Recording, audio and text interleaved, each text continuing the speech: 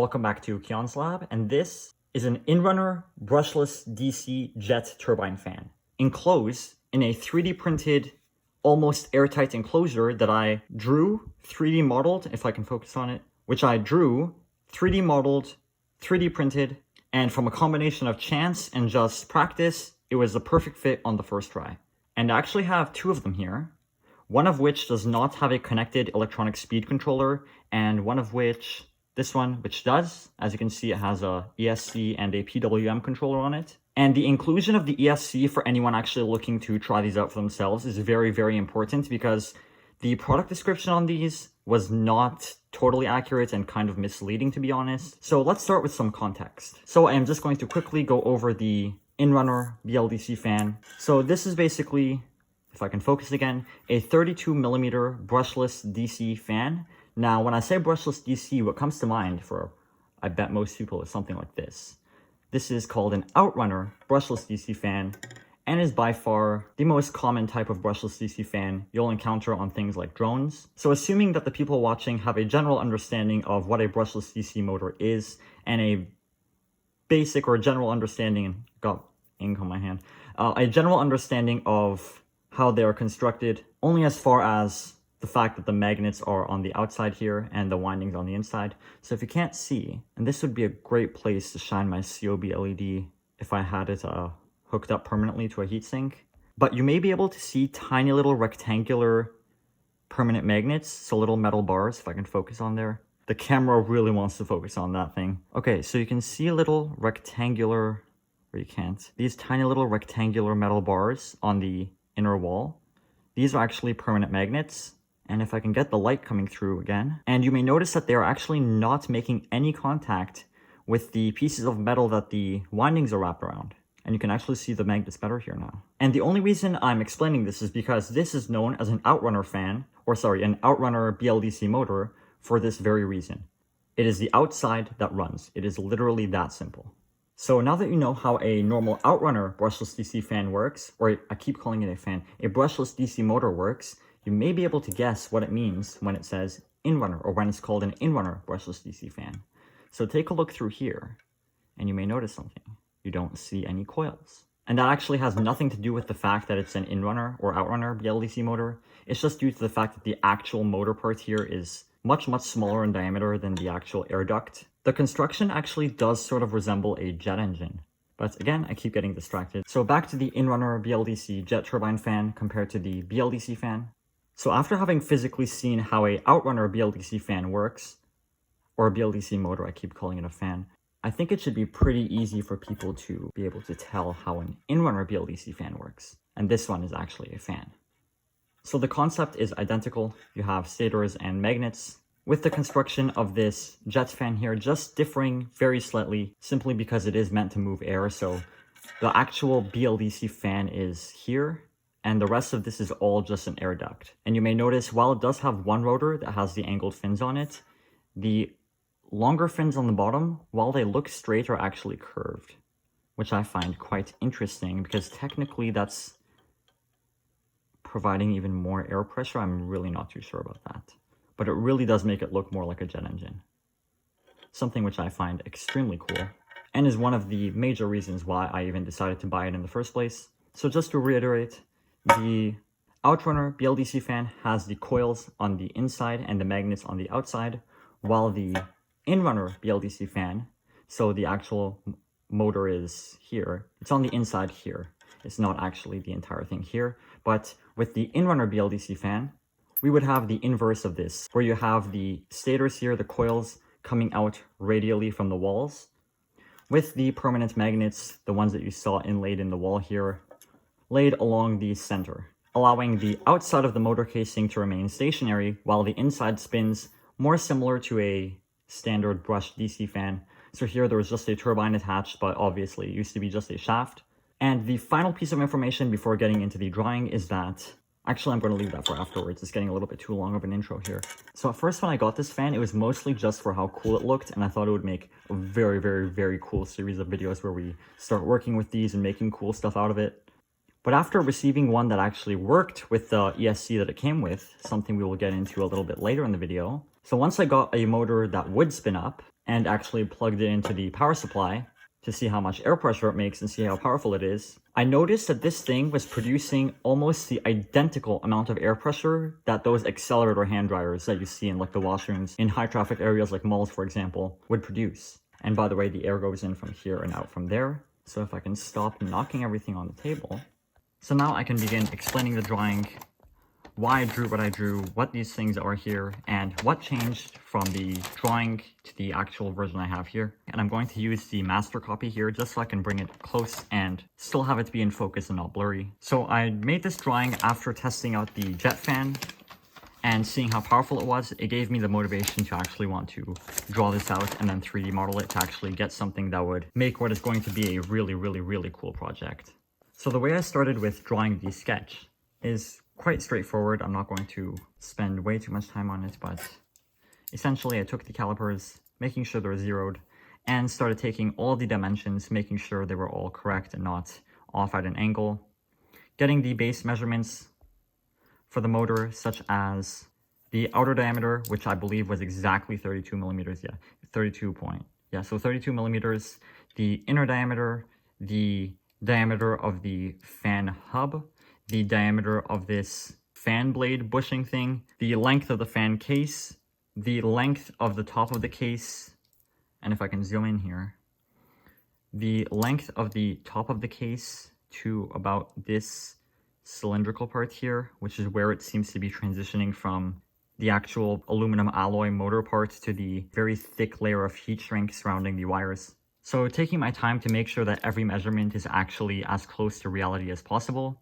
and then giving it a tolerance value if required, just so that when I'm modeling it, I know how much free space to give it, because the 3D printer does sometimes print things smaller than you intended to because of the squishing that happens.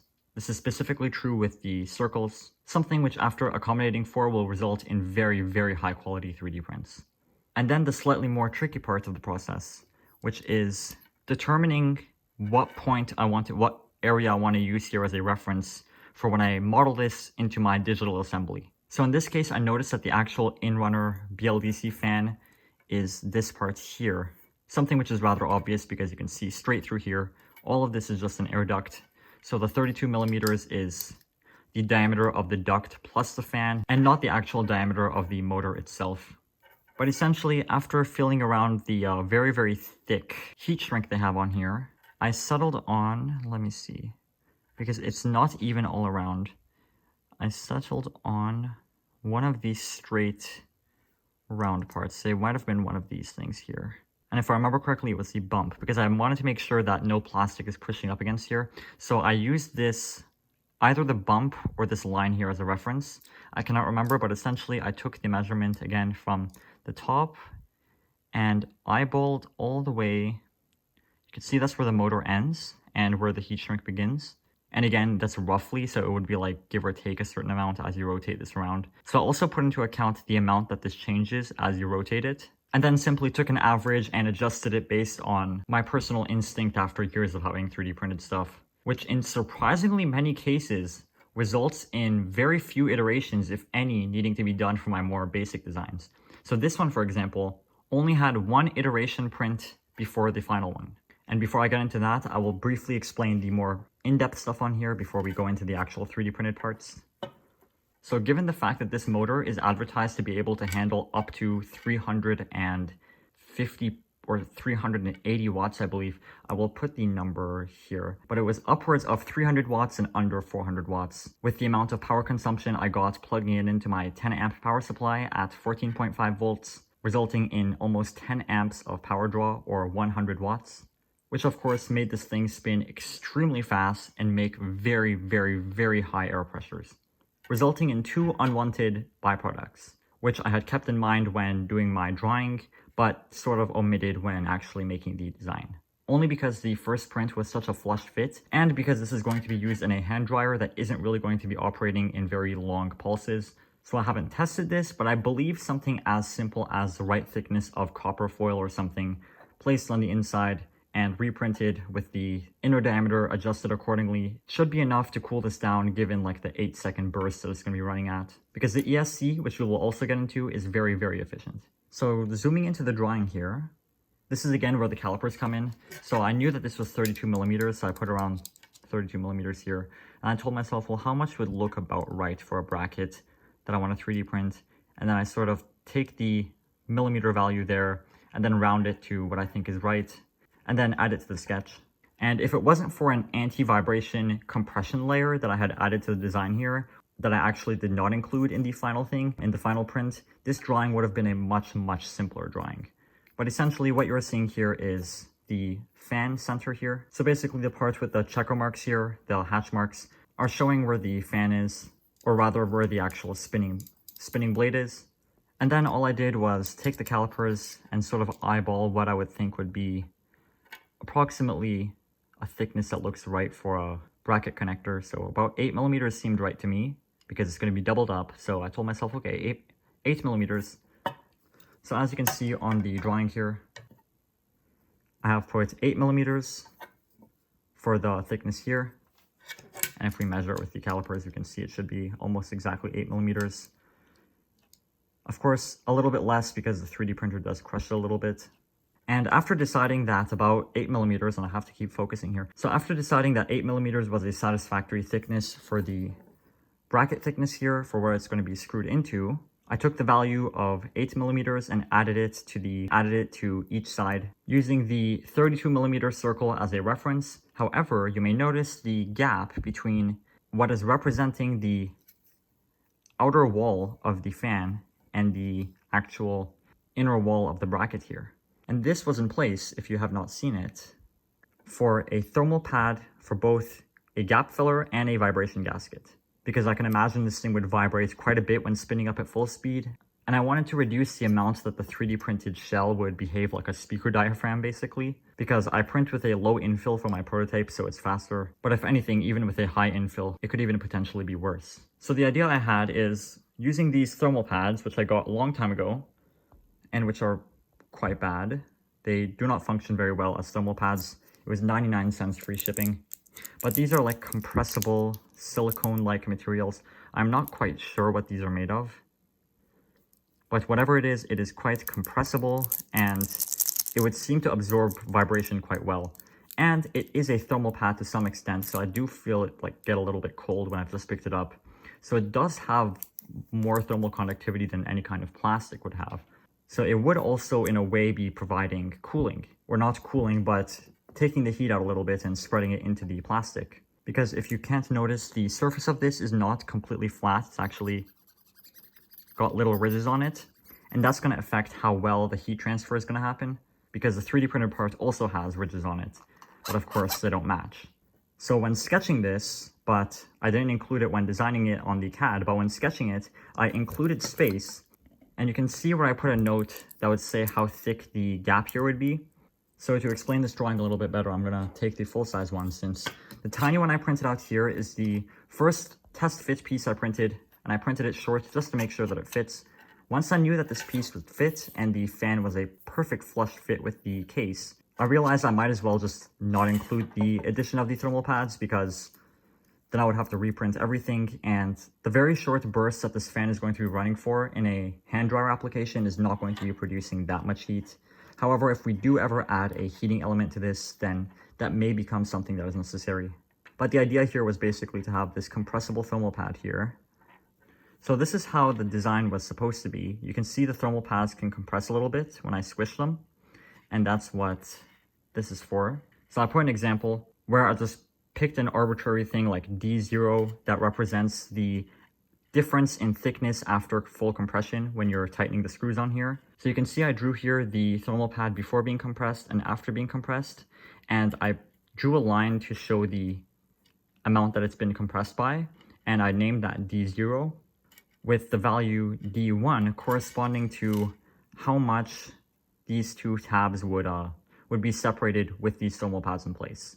So you can see as an example here I put if D0 equals 0.35 millimeters, so if the amount that each pad, I'm going to take one off here, so if the starting thickness of the thermal pad is about 0.52 millimeters, and then after compression it goes down to 0.4 millimeters, then 0.52 minus 0.4 is 0.12, or 0.12 millimeters. which would be what I named the D0 value. So because I didn't really end up using the thermal pads in the prints that I'm going to be showing off here, I am going to put these away for now. However, I'm probably going to reprint one and test out the differences in how much they vibrate and produce noise in a future video. And now I'm going to go into what this hole is for, and then we're going to actually put one of these together with the screws that toppled over here and test it out. Because I actually have not tested this out once. I put that one together, but I have not tested it out with the actual fan with the ESC. And I will explain why right after we do this. So in order to explain this, I'm going to have to take apart this one. And right before I open this up, I forgot to mention that one final very important value that I took is the value of the distance from the wires when they're bent 90 degrees all the way to here, and you're about to see why. So it's made to use 6 M3 by 12 hex nut screws.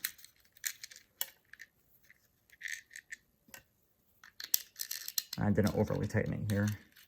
So I'm going to open all of them up except for one, and we're going to pivot it open. So now with the screws undone except for one, actually it's the wires are in there, I need to take all of them out. So with the final screw now out, I can focus on here and we can open it up. So opening this up here, you can see when pushing this flush against the front, the wires are almost at 90 degrees. They have a tiny bit of flex to them, but that's mostly because I made the hole a tiny bit bigger than it should be, just in case I was off by a little bit.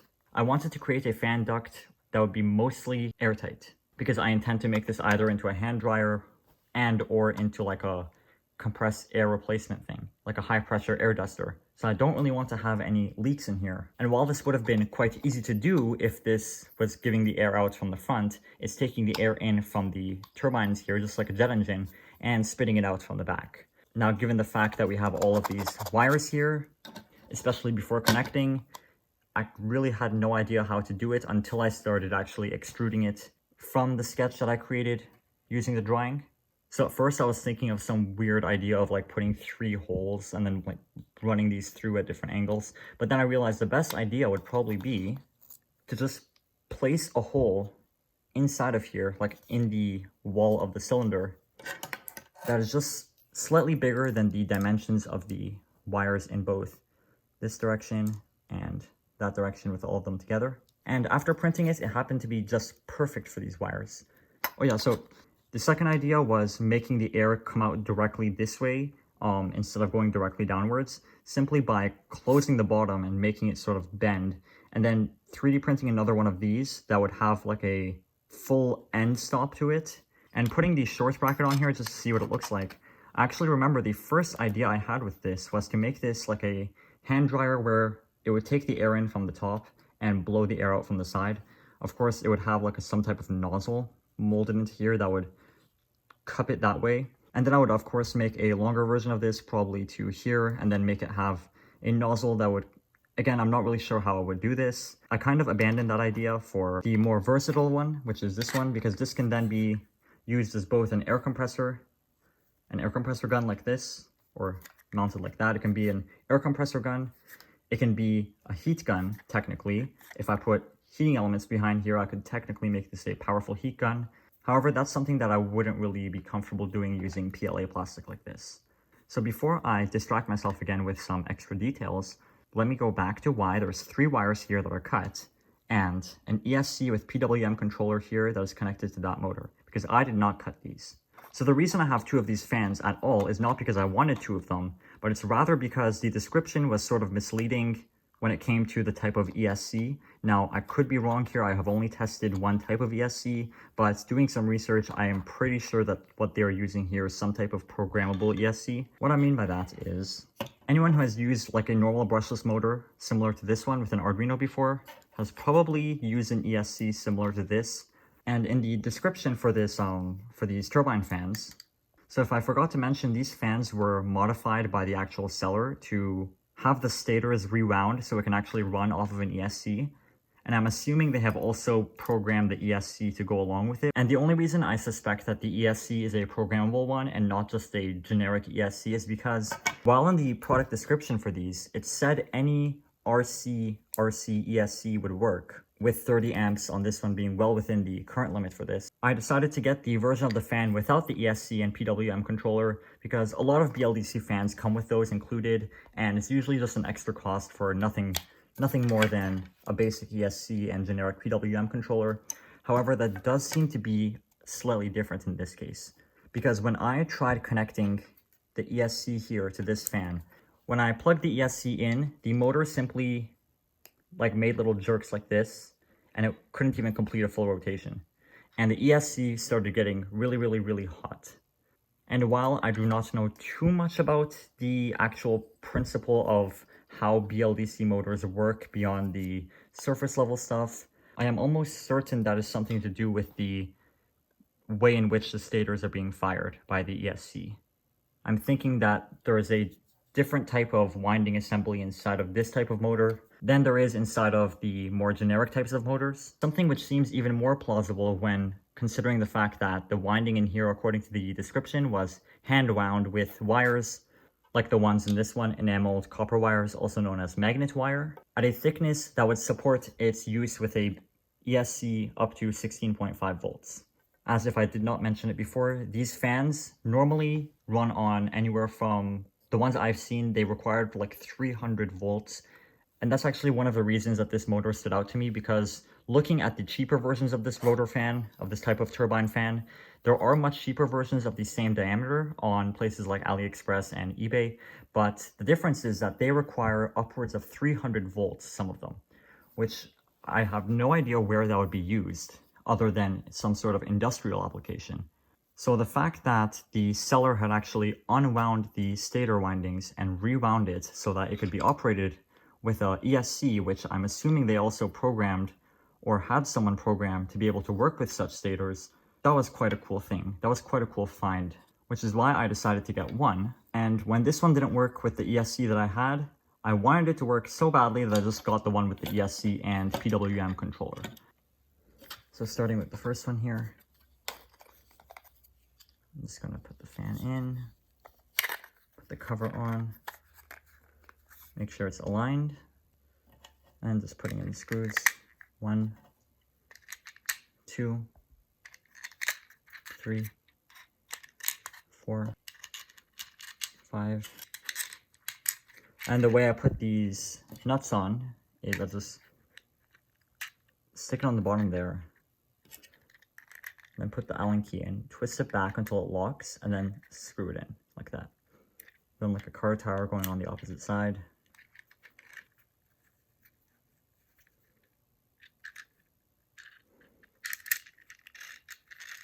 So it's a very quick assembly too. Back and then forward. It's very quick. Where does this one go? So engaging the thread and then screwing it in.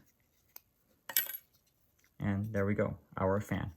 And it's such a tight fit that I can't even move that fan body in there.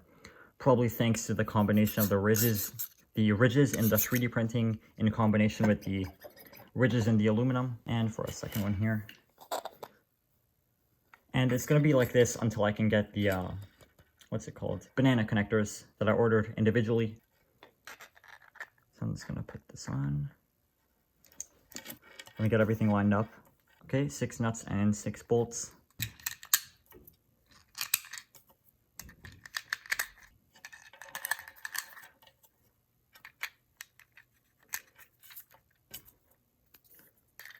Engage and screwing. 1, 2, 4, 5. I don't even have to look, I can just align it. And 6. And tightening every single one. Nice. So now we have 2 jet fans in their own hubs, like this. So imagine like a model airplane that had 2 of these as its engines. Now, it actually probably wouldn't even fly, but it would look cool. So because I only have one ESC that can power this right now, I am going to power this one up. We are now ready to hook up the wires.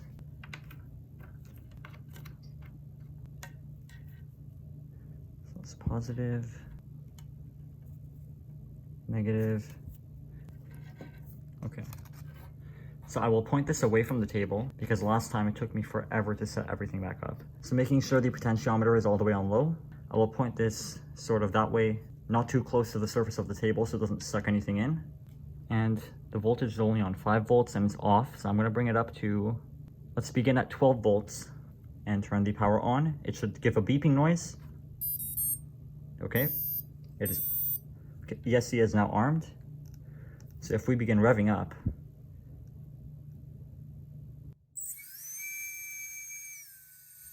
here, let me show the turbine spinning.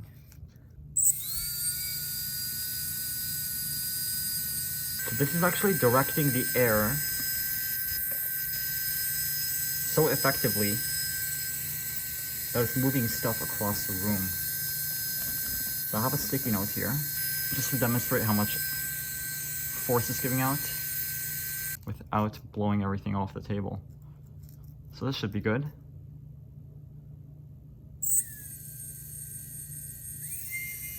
$270 milliamps. 1 amp.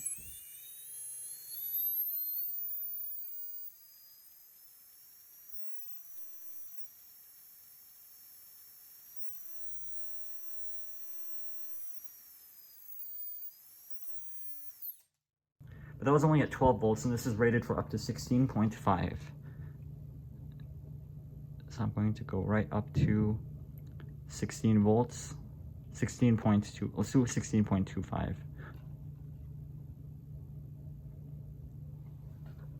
It's 250 millivolts below the limit.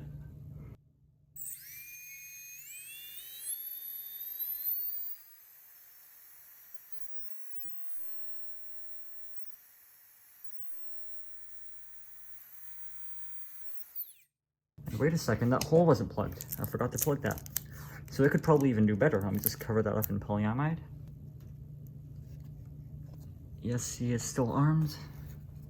And we are ready to go.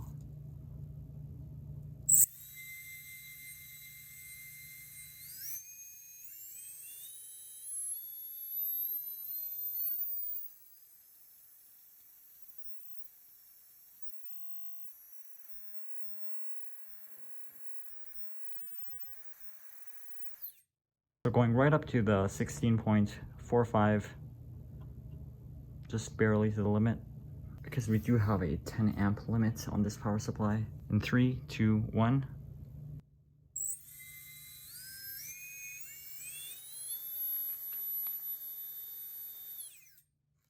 I was also thinking of making maybe like a mini wind tunnel with this.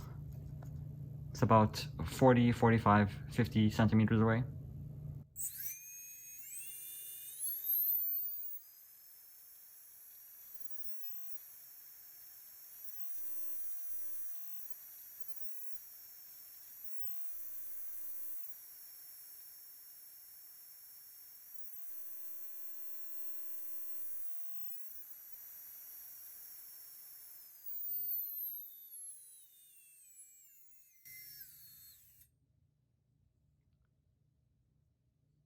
And I'm assuming that it would help reduce the stress on the motor if I spin it down slowly.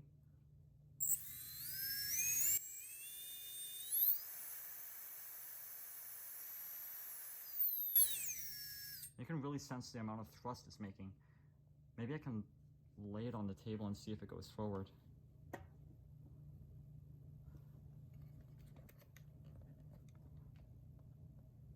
I'm hoping nothing gets sucked in.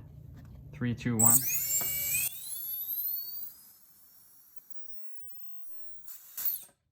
Nope. And keeping in mind that the actual assembly is meant to have the wires coming out of the hole on the bottom, and then having that filled in with some kind of thermoplastic or, what was it, hot glue, and or some kind of thermally compatible epoxy if it's going to use a heating element.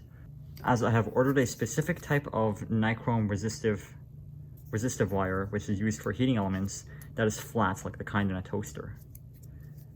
I'm thinking of putting that in like a little array and having that coming over top of the intake. And of course, having really good insulation for the plastic, and maybe even stepping up to PETG instead of PLA. And one thing too is that the ESC is very, very efficient. It barely heats up. So this was a 3D printed jet turbine fan casing, from drawing to something that can actually hold a motor and work. Of course, this is not really anything yet, but it is going to be the backbone for everything that is going to follow using these motors. So remember, if you like this type of video, remember to subscribe to Keon's Lab, and thank you for watching.